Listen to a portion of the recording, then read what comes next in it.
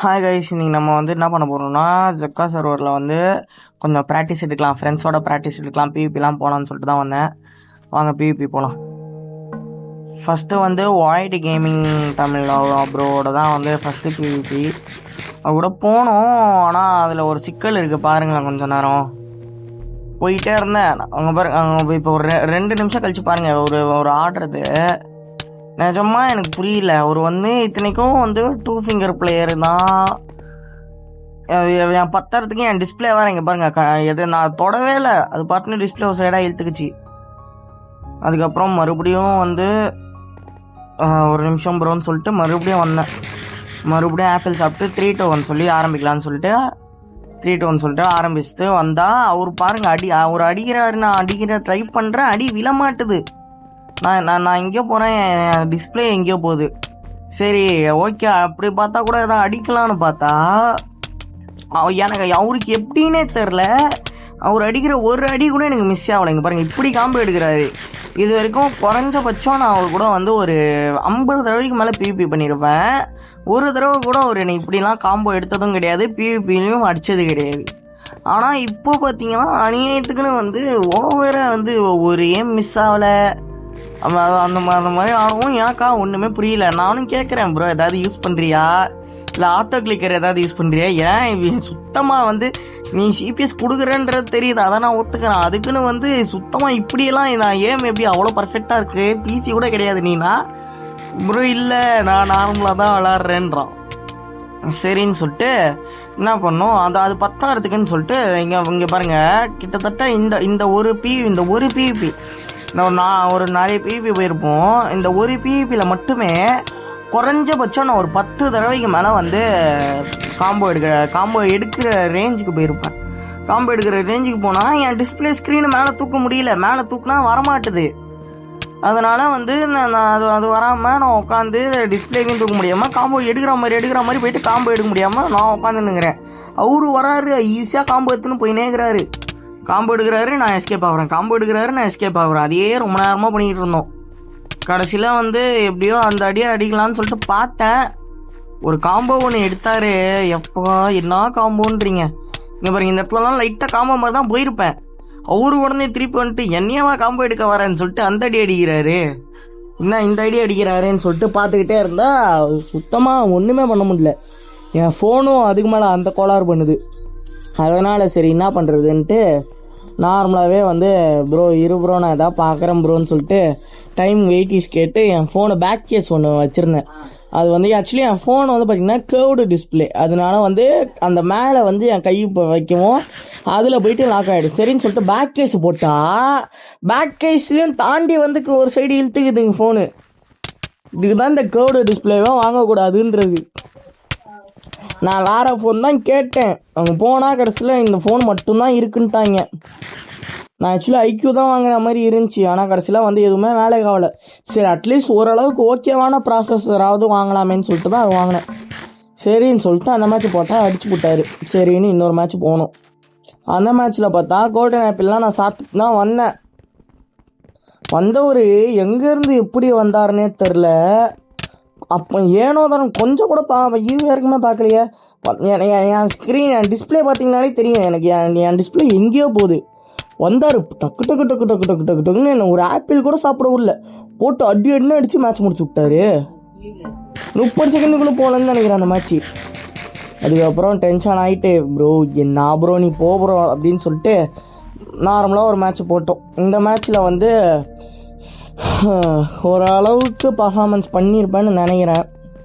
அதுக்கப்புறம் இன்னொரு விஷயம், மேலே பேர் பார்த்தீங்கன்னாலே தெரியாது, ஜிகே தமிழ்னு இருக்கும். அவர் இல்லை, அவர் அந்த 2 மேட்ச்சில் கடுப்பாயிட்டு அவர் நான் வரலாம் கத்திக்கிட்டே இருந்தேன். ப்ரோ இது ஒத்துக்கவே மாட்டேன், நான் உங்கள்கிட்ட எத்தனை தடவை ப்ரோ விளையாடிருக்கேன், இது நீ கிடையாது அப்படின்னு சொன்னோன்னா அவர் கோச்சிக்கிட்டு சரி ஓகே போயிட்டார். இப்போ இவரோட போனேன். இவரோட ஃபஸ்ட்டு மேட்ச் அவருக்கு பயங்கரமான நெட்டில் அது பார்த்தாலே தெரியும், டப்புன்னு போட்டு அடிச்சிட்டேன். இன்னொரு மேட்ச் போனால் இவருக்கு கூட மேட்ச்சில் தான் செம கூட்டு.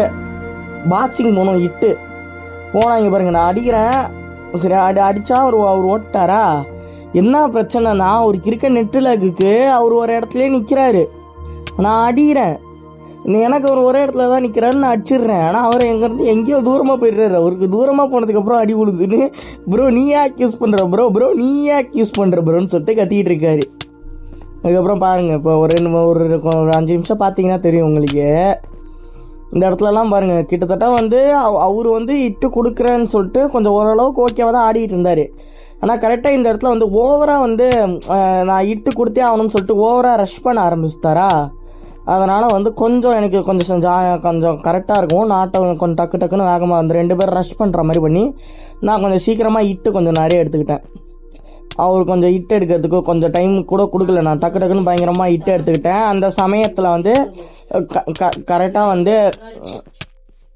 இட்டு கொடுத்துக்கிட்டே வந்தேன். கரெக்டாக பார்த்தீங்கன்னா கிட்டத்தட்ட ஒரு 45 இட்டுக்கிட்ட வந்திருப்பேன். அதுக்கப்புறம் தான் அவருக்கு ரியலைஸே ஆகுது நான் நிறைய இட்டு எடுக்கிறேன்ட்டு. அது 10ஆயிரத்துக்கு நோட்டிஃபிகேஷன் மாதிரி ஒரு சைடு வைங்க பாருங்கள். இப்போ அவர் அப்படியே மேலேயே நிற்கிறாரு, நான் அடிக்கிறேன். பார்த்தா அவர் அங்கே இல்லை, அவர் அங்கே போயிட்டார். அவர் அங்கேருந்து அடி விழுந்துரு அவருக்கு. எனக்கு நெட்டில், அவருக்கு நெட்டில் அவருக்கு இங்கே தான் நிற்கிறாரு எனக்கு. ஆனால் அவர் வியூவில் அவர் அங்கே போயிட்டு இருக்காரு. இங்கே பாருங்க, இங்கே அடிக்கிறேன்னா இங்கே அடித்தா இங்கே அடிச்சுனேங்கிறேன். திடீர்னு எங்கடா ஆளை காணும்னு பார்க்குறேன், அவர் அங்கே இருக்கிறாரு. அந்த மாதிரி அங்கே எங்கேன்னு போயிட்டு டெலிபோர்ட்லாம் ஆகிட்டு அவர் வந்து என்ன ப்ரோ நான் கேட்குறேன், டிஸ்கார்டில் கால் பேசிக்கிட்டு தான் ஆடணும். கேட்டேன் ப்ரோ என்ன ப்ரோ மினாட்டோ நமிகாசேன்னு நினப்பா, என்ன ப்ரோ டெலிபோர்ட்லாம் ஆகிறேன்னா அவரு கேட்குறாரு ப்ரோ என்னைய பார்த்தா எப்படி ப்ரோ தெரியுது உனக்கு, ஏதோ எங்கேயோ தூரத்தில் கிட்டத்தட்ட 100 கிலோமீட்டர் தள்ளி இருக்கேன், அங்கேருந்து ஒரே இடத்துல எவ்வளோ ரேஞ்சு ப்ரோ அடிக்கிறேன்னு சொல்லி அவர் கேட்குறாரு. எனக்கா ஒன்றும் புரியல, நீ 1/2 மீட்டர் கூட தள்ளி இல்லையே ப்ரோ, என்ன ப்ரோ இப்படி சொல்கிறேன்னு சொல்லிட்டு கேட்டால் அவருக்கு நெட்டிலாக அவர் அங்கே இருக்கார். இப்போ பாருங்க, நான் இங்கே இந்த இடத்துலலாம் அடிக்கிறேன்னா அவர் வந்து இப்போ ஃபஸ்ட்டு இங்கே தான் வராரு. ஆனால் அதுக்கப்புறம் பாருங்க, நான் இப்போ இங்கே பக்கத்தில் இருக்க வந்து இங்கெல்லாம் அடிக்கிறேன்னா அவர் அங்கே இருக்கார், அவர் தூரமாக இருக்காரு. நான் அடிச்சு எனக்கு பக்கத்தில் வருது நெட்டிலாகனால. இங்கே பாருங்க, இங்கே அடிக்கிறேன், அவர் அங்கே போகிறாரு. இதோ பாருங்க, வானத்திலே போயிருப்பார் இந்த சீன்லலாம். இதோ பாருங்க, இதே மேலே வந்து கடைசியில் அடியாருன்னு அடிச்சிட்டேன். 100 இட்டு வரப்போகுதுன்னு ஒன்றும் அவரும் நின்ட்டார், ஒன்றுமே பண்ண முடியாமல். அதுக்கப்புறம் இன்னொரு மேட்ச் வந்து காம்போ மேட்ச் போனோம், காம்போ பிவி. இந்த மேட்ச்சில் தான் ஹைலைட்டே.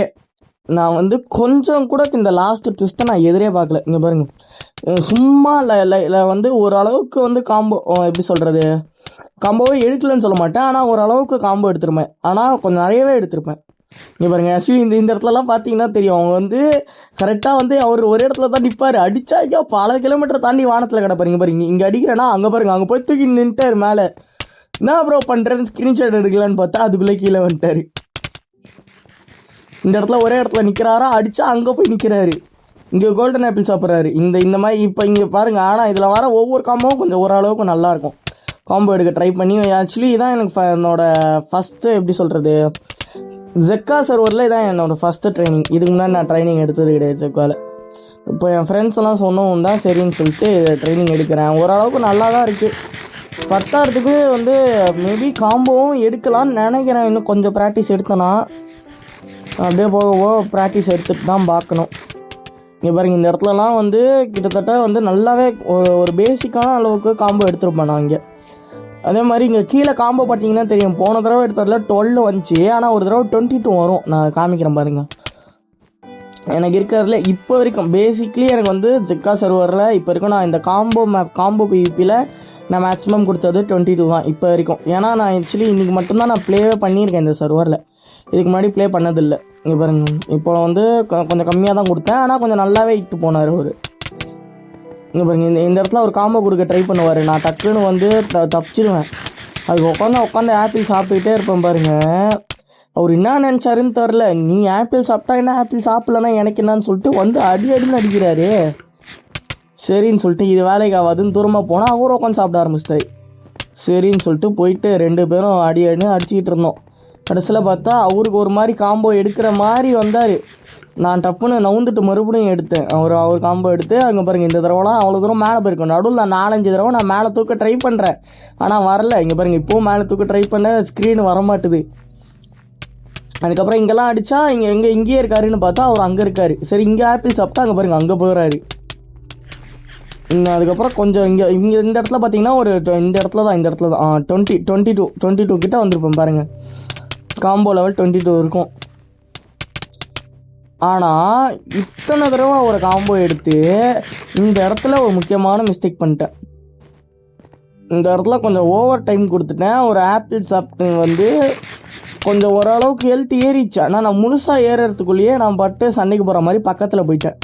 அவர் போட்டு அடிக்க ஆரம்பிச்சிட்டாரு. இந்த சமயத்தில் கரெக்டாக நோட்டிஃபிகேஷன் வேறு வரவும், ஆனால் போங்கடா ஒன்றுமே பண்ண முடியாதுன்னு சொல்லிட்டு ஏன் ஒழுங்காக தெரில. அந்த சமயத்தில் கரெக்டாக இவர் வந்துட்டார். அப்புறம் கிட்ட வந்துட்டாரு, எதுவும் பண்ண முடியாதுன்னு சொல்லிட்டு மாறி மாறி 2 பேரும் அடிக்க ஆரம்பிச்சிட்டோம். பார்த்தா எனக்கு ஆர்ட்டே போல, சரி ஏதோ கிளிச்சாக இருக்குது போலன்னு சொல்லிட்டு ஆர்ட்டு போலன்னு சொல்லிட்டு நான் பட்டு ஆண்டுருக்கேன். இங்கே பாருங்க எல்லாம் 24 போயிருக்கோம்.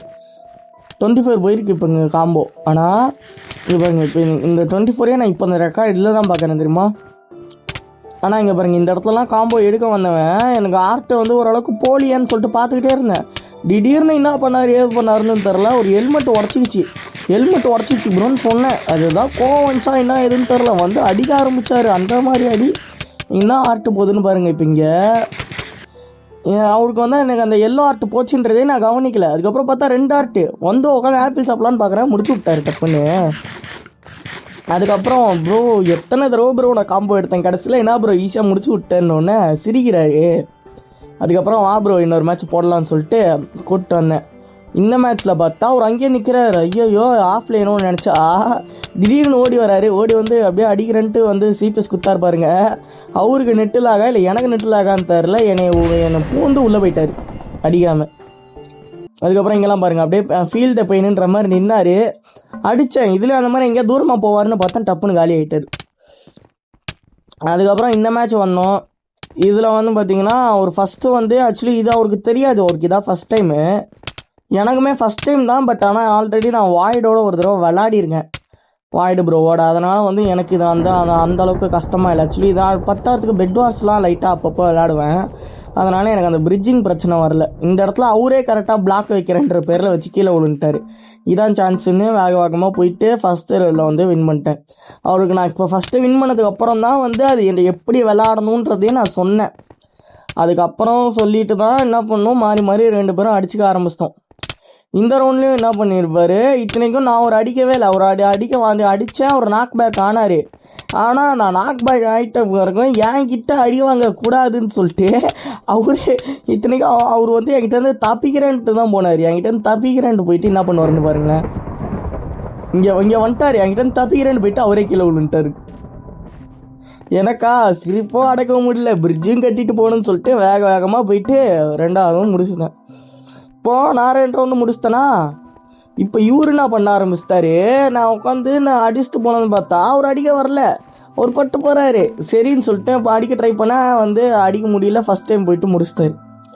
2ஆவது தடவை என்ன பண்ணேன், இங்கேயே நின்னேன். இந்த இடத்துல வந்தாருன்னா அடிப்போன்னு சொல்லிட்டு அவர் தள்ளி விட்டுற வாய்ப்பு இருக்குது. ஆனாலும் பரவாயில்ல ரிஸ்க் எடுக்கலான்னு சொல்லிட்டு தான் வந்தேன். வந்தால் தள்ளி விட்ற மாதிரி வந்தார், அடிக்க வரா மாதிரியே வந்துட்டு அதுக்கப்புறம் நைஸாக ஓடி போயிட்டாரு. இங்கே பாருங்கள், அடிக்க வர மாதிரியே வராரா. நான் என்ன பண்ணுவேன், கொஞ்சம் இப்படி போவேன், இந்த இடத்துல பிளாக் தப்பாக ப்ளேஸ் பண்ணிருவேன். அதுக்குள்ளே அவரும் அங்கே போயிட்டார்.